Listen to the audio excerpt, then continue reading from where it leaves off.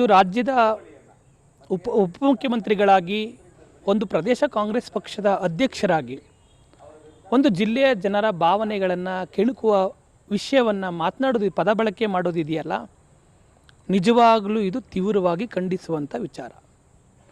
ರಾಜ್ಯದ ಉಪಮುಖ್ಯಮಂತ್ರಿಗಳಾಗಿದ್ದ D K Shivakumar ಅವರು ಮಂಡ್ಯದವ್ರು ನೋಡಿದ್ದೇನೆ ಛತ್ರಿಗಳು ಇಳಿರಿ ಕೆಳಗಡೆ ಎನ್ನುವಂಥ ಪದವನ್ನು ಬಳಕೆ ಮಾಡಿರುವಂಥದ್ದು ಮಂಡ್ಯ ಜಿಲ್ಲೆಯ ಸ್ವಾಭಿಮಾನ ಜನತೆಗೆ ಧಕ್ಕೆ ತರುವಂಥದ್ದಾಗಿದೆ. ನಾವು ನಿಮ್ಮನ್ನು ನಿನ್ನೆನೇ ಹೋರಾಟವನ್ನು ಮಾಡಿ ಆಗ್ರಹ ಮಾಡಿದ್ದೇವೆ, ನಿಮ್ಮ ಹೇಳಿಕೆಯನ್ನು ನೀವು ವಾಪಸ್ ತಗೊಳ್ಬೇಕು ಅಂತೇಳಿ. ಇಂದು ವಿಧಾನಸೌಧ ಮುಂದೆ ಮಾತನಾಡುವಂಥ ಮಾತಲ್ಲೂ ಕೂಡ ನೀವು ಕ್ಷಮೆಯಾಚನೆ ಮಾಡಿಲ್ಲ. ಈ ಜಿಲ್ಲೆಯ ಋಣ ನೀವು ತೀರ್ಸೋಕ್ಕೆ ಸಾಧ್ಯ ಇಲ್ಲದೆ ಇರುವಂಥದ್ದು. ನಿಮ್ಮ ರಾಜಕೀಯ ಗುರುಗಳು ಈ ಜಿಲ್ಲೆಯವರೇ, ಈ ಜಿಲ್ಲೆಗೆ ತನ್ನದೇ ಅಂತ ಗೌರವ ಇದೆ.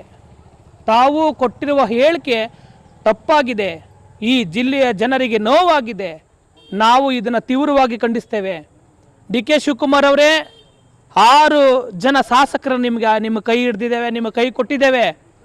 ನೀವು ಈ ಜಿಲ್ಲೆಯ ಜನರ ಕ್ಷಮೆಯಾಚನೆ ಮಾಡಿಲ್ಲ ಅಂತ ಹೇಳಿದ್ರೆ ಸೋಮವಾರ ಇಲ್ಲಾಂದರೆ ಮಂಗಳವಾರ ಬೃಹತ್ ಹೋರಾಟವನ್ನು, ಮಂಡ್ಯ ಜಿಲ್ಲೆಯ ಸಾರ್ವಜನಿಕವಾದಂಥ ಹೋರಾಟವನ್ನು ಮಾಡ್ತೇವೆ.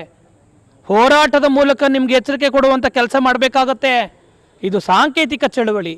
ಡಿ ಕೆ ಶಿವಕುಮಾರ್ ಅವರೇ, ಸಂಜೆವರೆಗೇ ತಮ್ಮ ಹೇಳಿಕೆಯನ್ನು ಬದಲು ಮಾಡಬೇಕಾಗಿದೆ. ಇಡೀ ಜಿಲ್ಲೆಯ ಜನರ ಭಾವನೆಗೆ ಧಕ್ಕೆ ತರುವಂಥ ಕೆಲಸ ಇದೆಯಲ್ಲ, ಇದು ಯಾರೂ ಸಹಿಸಲ್ಲ. ಈ ಜಿಲ್ಲೆಯ ಜನ ಋಣವನ್ನು, ಈ ಜಿಲ್ಲೆಯ ಋಣಾತ್ಮಕವಾದಂಥ ಕೆಲಸ ನೀವು ತೀರ್ಸೋಕ್ಕಾಗತ್ತಾ ಸ್ವಾಮಿ? ಈ ಜಿಲ್ಲೆಗೆ ಬಂದೇ ಬರ್ತೀರಾ. ಜಿಲ್ಲೆಗೆ ಬಂದಾಗ ಅದರ ಪರಿಣಾಮವನ್ನು ತಾವೇ ಎದುರಿಸ್ಬೇಕಾಗತ್ತೆ. ಇಲ್ಲ ಅಂತ ಹೇಳಿದ್ರೆ, ನೀವು ಅದಕ್ಕೂ ಬಗ್ಗಿಲ್ಲ ಅಂತ ಹೇಳಿದ್ರೆ ಸ್ಥಳೀಯ ಶಾಸಕರುಗಳ ಮನೆ ಮುಂದೆನೂ ಹೋರಾಟ ಮಾಡ್ತೇವೆ. ಉದಯಣ್ಣ ಅವರು ಸಮರ್ಸ್ಕೊಂಡಿದ್ದಾರೆ, ಶಾಸಕರು ಡಿ ಕೆ ಶಿವಕುಮಾರ್ ಅವರು ಮಾತಾಡಿಲ್ಲ ಆ ರೀತಿ ಅಂತೇಳಿ. ಡಿ ಕೆ ಶಿವಕುಮಾರ್ ಅವ್ರ ಪರವಾಗಿ ಮಾತಾಡುವಂಥ ಉದಯಣ್ಣ ಅವ್ರ ಮನೆ ಮುಂದೆನೂ ನಾವು ಚಳುವಳಿ ಮಾಡಬೇಕಾಗತ್ತೆ. ಯಾಕೆ ಹೇಳಿ, ಈ ಜಿಲ್ಲೆಯ ಋಣ ಸ್ವಾಮಿ ನಿಮ್ಮ ಹತ್ರ ಇದೆ, ನೀವು ಈ ಜಿಲ್ಲೆಯ ಋಣವನ್ನು ಕಾಪಾಡ್ತೀರಿ, ಅದರ ಘನತೆಯನ್ನು ಎತ್ತಿಡಿತೀರಿ ಅಂತೇಳಿ ಮತವನ್ನು ಕೊಟ್ಟಿರೋದು ನಾವು. ಮತ ಬಳಕೆಯನ್ನು ಬಳಸ್ಕೊಂಡು ಏನಾರು ಮಾತನಾಡೋದಾದರೆ ಬೇರೆ ಥರದ ಪಾಠವನ್ನು ನಿಮಗೆ ನಾವು ಕಲಿಸ್ಬೇಕಾಗತ್ತೆ.